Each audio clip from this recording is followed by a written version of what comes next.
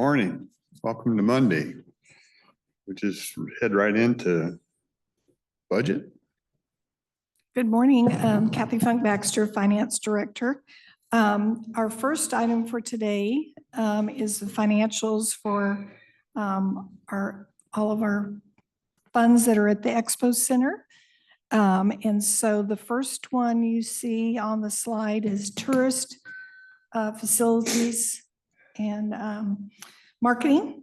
And this is a fund that the taxes for the hotel motel tax comes in. And so we have on our revenues taxes budgeted at 590,000. We've brought in through July 200, a little over 200,000.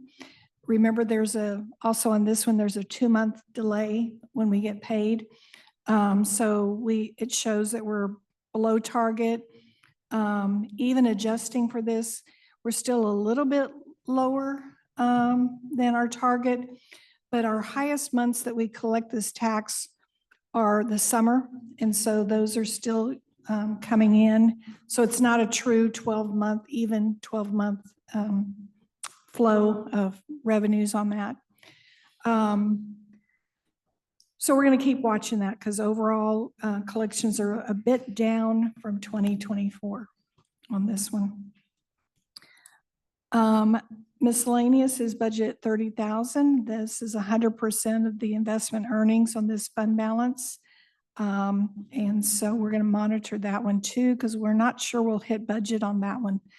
And then other financing sources, this is a transfer in from our account, we call it Stadium Convention, but it also too is part of the hotel sales tax.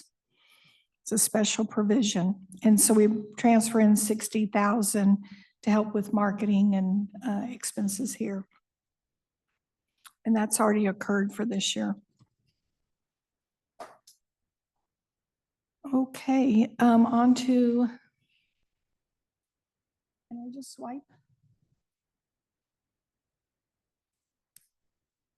Okay, on to expenses. We have personnel. We have a position that is dedicated to this marketing and development. And so that's budgeted at a little over 121,000. Actual so far is almost 70,000.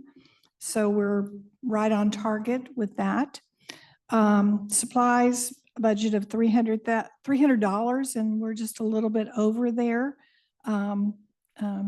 And so we'll probably amend that budget because we've expensed so far $339. But they don't anticipate any additional expenses for the rest of the year. On services, we budgeted $558,000. This line is also the line that the payments for the grants come out of. It says services. And so the majority of that is for those grant payments that we make to grantees for their tourism-related events. So, so far we've expended $196,000 basically there, and expect to expend more because most of those are summer festivals and things like that. So, and then we have a transfer of a budget at $45,000, and that's already occurred. So, and that transfer goes straight to the Expo Fund to help provide for part of their operations. And that's it. And they only, like I said, they only have one FTE and they're fully staffed right now. Any other questions for marketing and tourism? The next one is the Expo Center. This is, we have several different revenue streams coming into this one. We have an intergovernmental budgeted at 107. And the good news is we brought in 151,000. That's more details on that. There's a $96,000 state grant and a $54,000 fair fund that comes in from the state of Washington Department of Agriculture. And we don't anticipate receiving any more this year. So we'll amend that budget On our goods and services, the budget is a little over 160. It's basically 163,000. We brought in 121,000.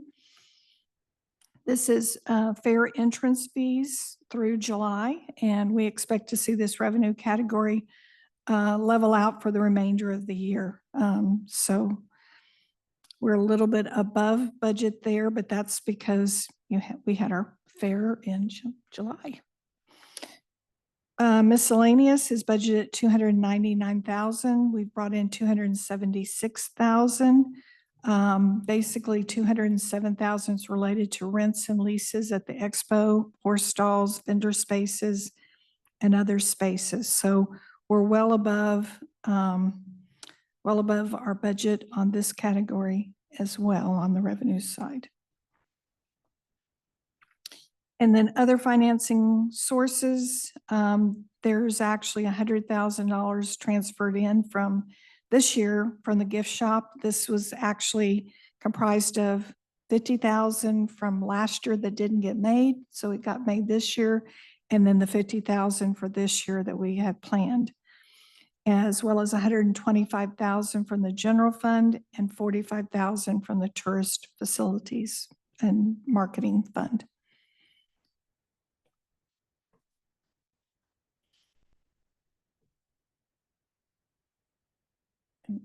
All right, on expenses for the Expo Center, we have personnel. We have, while the Expo Center shows 7 FTEs, they're split between several different areas, the convention center, things like that. And so they're picking up all of the FTEs on here, but they may not all be charged to the Expo Center. Personnel's budgeted at 269,000. Actuals so far through July are 160, basically 163,000. So we're right on track. Supplies budgeted at 43,000. We've expended about 15,000. So that is we're actually below our target for that. And then services are 392,000 budgeted and 371,000 has been expended. So a large portion of that is related to our internal service billings that were done in January. And then also the radio entertainment was paid in July, which was another 52,000. So we've had quite a few of expenses already because of the main activity for our fair happening. And capital was budgeted 75,000. We've expended 23,000. So we're anticipating that we probably have a few more projects this year to get done. So we'll probably spend close to that budget. If your FTEs here are split between other categories, how do you account for or keep track of the expenses? Well, what happens is they belong to this department, but when they do their timesheets, they'll have their timesheets split based upon combo codes is what we utilize in the system. So we try to show the FTEs where they're assigned, even though they may be expensed to other areas. Okay. Does that make sense? No. Okay. Sorry. Kim Bocat with the Cowlitz County Event Center. A couple of our employees are split between 2 departments. We have a couple of our employees that are split between all 4 of our departments, between tourism, the gift shop, expo, and conference center. But it's showing just the total number of employees that the entire event center employees is 7, but their salaries are split between several different budgets. Yeah. Each and every payroll, the salaries are split. Yeah, I understand that part, but what I'm not understanding is where's the cost go for the FTEs? Do they go to the other departments or do they show up here? Yes, they go to the other departments. So the other departments are paying for FTEs that doesn't show any FTEs. Yes. Okay. And when we budget, we split, we do the budget based upon whatever percentage they've determined for the year. So for example, she said that they might be split between 4 different funds. Mhm. We budget also based upon that split that they've put into the system. So Okay. we're able to monitor budget versus actuals. Okay.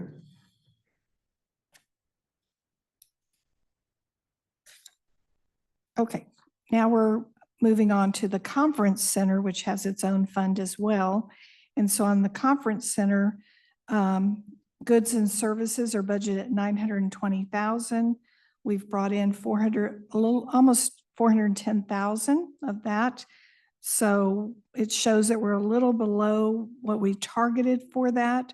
But the conference center has, their level activity is, it varies during the year. So they typically also have at the end of the year, a lot of bookings as well for parties and end of year celebrations.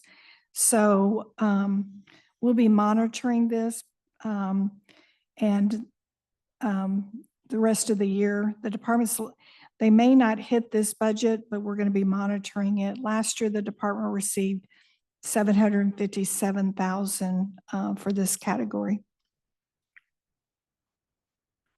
And then in miscellaneous, we have budgeted 400 and almost 492,000. We've brought in 283,000. So this one shows as far as the target, we're pretty much on track on this revenue stream. It's mostly related to event rentals, like stages and things like that.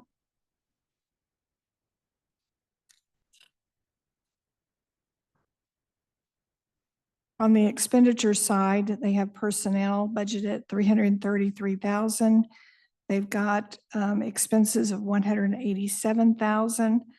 And they are right on track with what we budgeted as far as target. You're a little bit below. And then supplies budgeted 20,000. They've expended 8,000, so they're below target on this category. As far as services, this is where they have a large budget, 1,156,000. They've expended almost 490,000. The services, the department sees an increased expenditure activity that will relate also to the revenue. And so we're a little bit behind in those expenses, but like I said, we're also behind on the revenue. So it's correlating.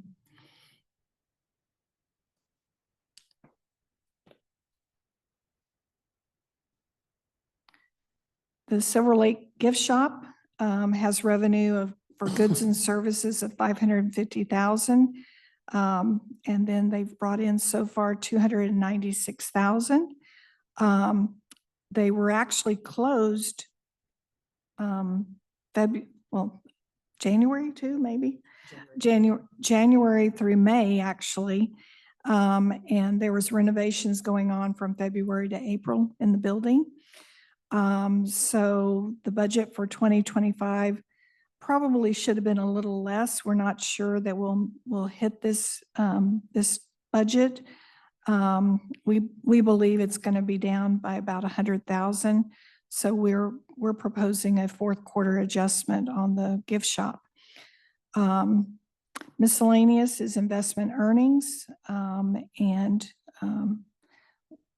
well, we didn't have anything budgeted there, and we brought in almost $5,000. So we're going to increase that budget in the fourth quarter, but it's a very immaterial amount.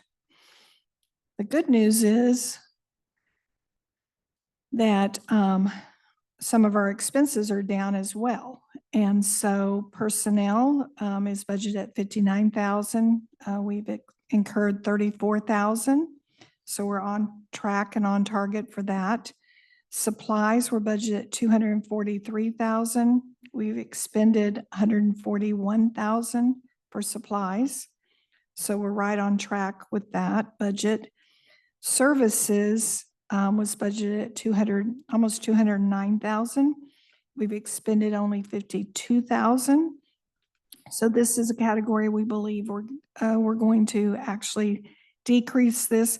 This is primarily the services for temporary help as well as the internal service billings.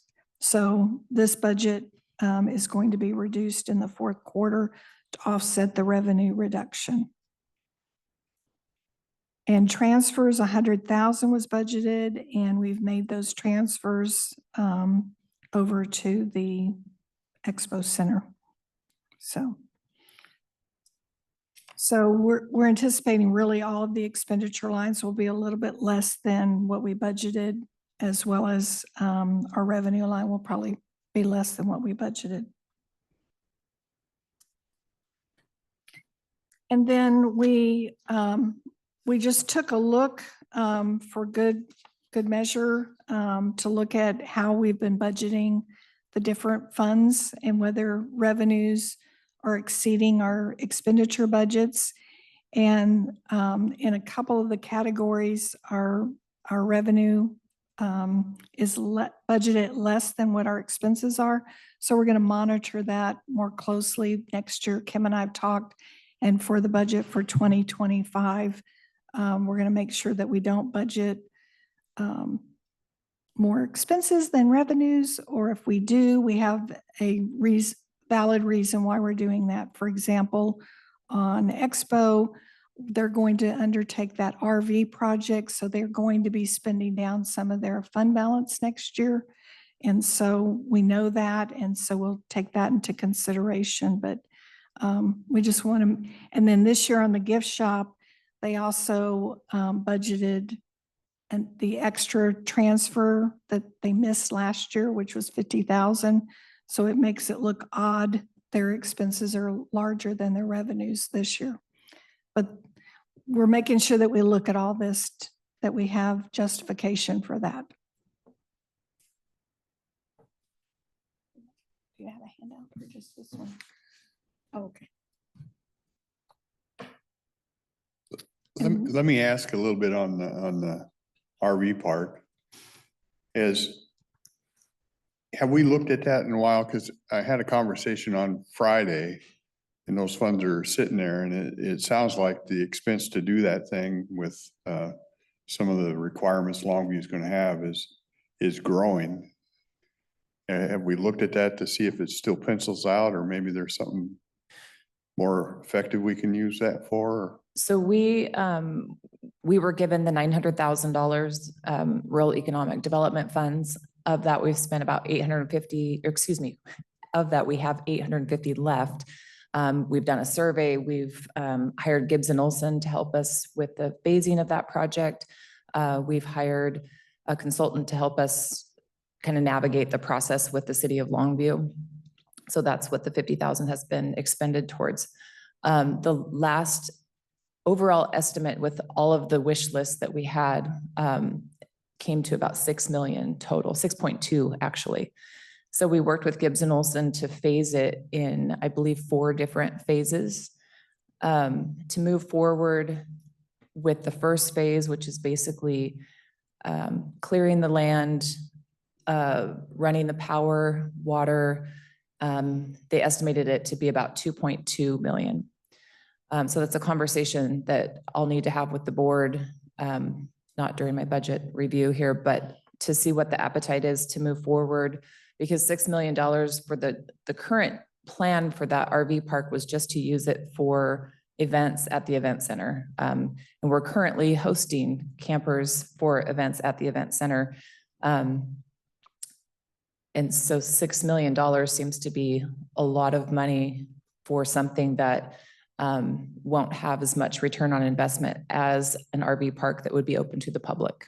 Yeah. And that was not the intent of this. The intent was to just provide nice RV parking for the event center participants. So that's something that I need to meet with the board about to see what, how we do proceed forward on that, because of course the return on investment would be much slower with just events using that space, or if we want to open it to the public, which is a completely different business model, or if we want to stop, put it on the back burner and as you mentioned, use those funds for something different. Yeah, okay. That was really the question, that you guys are going to take a look at it, because I think it needs to pencil out, and maybe there's other things that would pencil faster or do something. I get it. They come and use, but I think some of those events like the rodeo, those guys are pretty transit. I think if they're dry camping, they could be here Thursday and then at another place on Friday. You know what I mean? Mhm. And it's used right now, the majority of our camping that we have throughout the year is with multi-day events, such as dog shows, cat shows. They're also using our local lodging, but we do have quite a bit of camping that we host. Right now, it's just kind of plug and play wherever they can find space. Yeah. It's not refined by any means, but our price reflects that. So it's working. What we're doing is working. It was the dream was to have a nicer RV park, but $6 million is a very expensive dream. Okay. Well, that's really my question, is that it just wanted to know that they were going to take a look at it and make sure. Yeah, and we just didn't know that going into this, what the requirements were going to be. Gibbs and Olson's been great. I think we've had them revise our phasing 3 different times, knowing what our budget was, and really just that first phase to be able to just get it off the ground and have something that you could build upon is still $2.2 million. And it's a lot of money still. All right, thanks. Mhm. What facilities are there now for the RV camping? What's that? What facilities are there now for any RV camping? Currently, we have the Peardale lot that has some power and water, and that's what we use during the fair. That's what all of our exhibitors camp in. We sell about 75 spots, and they kind of pack them in there like cordwood, and they just have power and water with no dump stations, no real facilities. We also have in our parking lots, we have some 30 and 50 amp power for RVs for people that have like a CPAP machine that have to have uninterrupted power. So we do have that in our south parking lot of the conference center. So what's there now is working for whatever events come along? It is. Yeah. Part of the master plan was to have an RV park. Many fairgrounds have really nice RV parks. Most of those RV parks are open to the public year round. So there's that incremental revenue that you can generate from that. But with that, as I mentioned, comes a completely different management plan and having somebody there 24/7. So with the upgrade, we're looking at putting in sewer for each one of those spots, or was it just one individual dump spot? It was going to be one individual dump spot. It was power and water to all the RV spaces. A large part of the cost came back from the city of Longview. They were requiring all roads to be paved. The spots themselves could be gravel, but all surfaces that were a public traveled road or common traveled road had to be paved, which added quite a bit to the expense. Amongst other things, I don't have the breakdown with me, but Okay. and I'm happy to email that to you so you can kind of see what we were looking at. Thank you. Yep.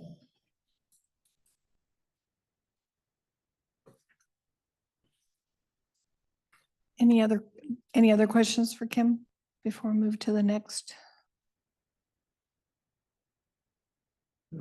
Good. Thanks, Kim. Thanks.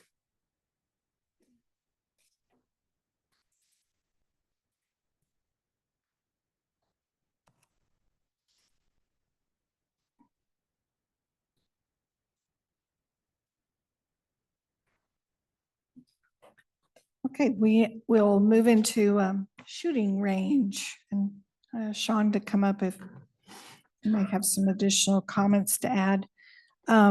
So on our shooting range, we have a fund where we bring in our revenues, and we have nothing budgeted on intergovernmental revenue, but we did receive some funds. This was an RCO state grant.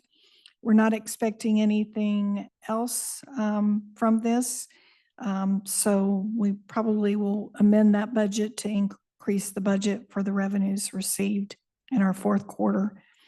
Our goods and services is budgeted at 24,000. We brought in almost 12,000.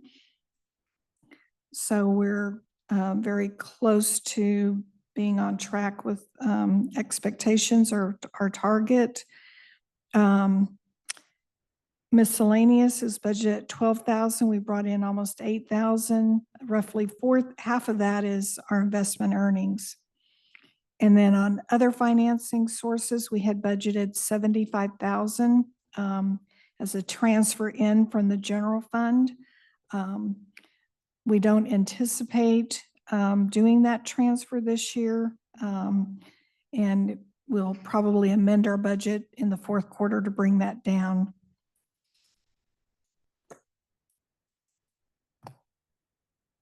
On the expenditures side, most of the expenses are in the capital budget. We do have services of budget at 64,000. We've expended about 27,000. So we're below our target on the expenses. But on the capital, we had a budget at 150,000. We've expended about 157,000. Some of the electrical and plumbing costs were a little bit higher than anticipated.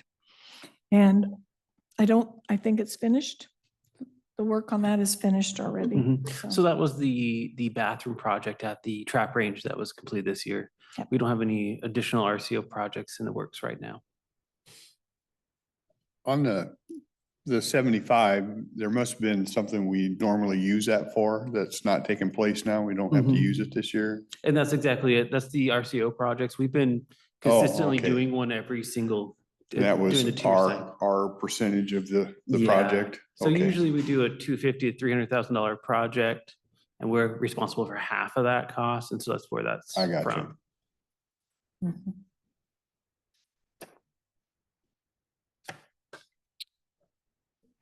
Okay. And so I guess that's it on the shooting range. We still looking at by the end of the year. So we're still out and open for a concessionaire on that. Have received some feedback and watching to see who's downloading it. Haven't received too many questions on there, so hopefully we receive some more questions and more interest. We'll continue to market it out.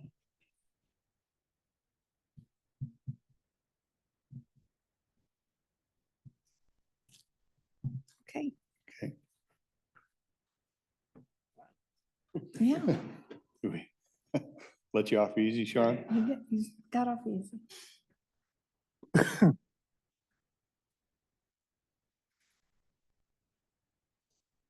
Okay. This is our monthly financial report for, looking at some of our major funds, revenues, and expenses to keep the board updated. So here is at a glance as of July this year, our general fund revenues received in are 32.8 million. Our expenses through July are approximately 42 million. So right now we're looking at a deficit of a little over 9 million, 9.2 million. This will stay a deficit probably through the next several months because we have that inflow of our property taxes pretty much predominantly twice a year. We see an increase in our general fund closer to October. Our county road. And how much do we expect from that to There's a roughly? slide in here. We'll receive Oh, approximately you got a about, slide coming. Okay, I think it's about 9 million in receivables okay, that we still have. all right. that If you we'll got a slide, receive. that's fine. Yeah. County road, we've brought in so far revenue, a little over 12 million. Again, that's predominantly property taxes, and we've expensed almost 10.6 million. So it's showing right now a surplus of 1.6. But as we know, most of our major projects are during the summer. So we'll keep looking at this one. We probably won't be at a surplus after the next few months. And then solid waste is another one of our major departments after that. And solid waste has a revenue of a little over 13.7 million. Our expenses are sitting at 22.6 million for a deficit of 8.9 million. Of course, our expenses are higher than revenues because we made an 11.5 transfer to our closure funds, our post-closure funds. And so that skews that number quite a bit, so.